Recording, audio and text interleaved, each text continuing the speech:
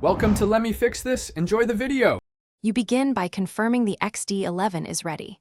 Check the meter battery and ISO dial so the camera can measure light accurately. Load 35mm film, seat the cassette, pull the leader to the index, then close and advance until the counter reads 1. Once done, set the lens aperture to a mid-value to test the meter needle movement. This proves film advance and metering are functioning. Make sure the shuttercock indicator and frame counter advance.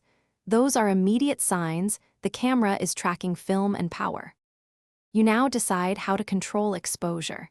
Choose A for aperture priority when depth of field matters, or S for shutter priority when freezing motion matters.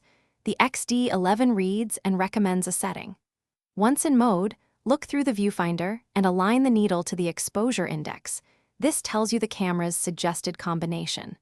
If the suggested value isn't ideal, apply exposure compensation or switch to manual and dial shutter and aperture directly while watching the needle to verify correct exposure before you complete the process by composing, focusing with the split image or microprism, cocking the shutter, and firing smoothly to avoid camera shake.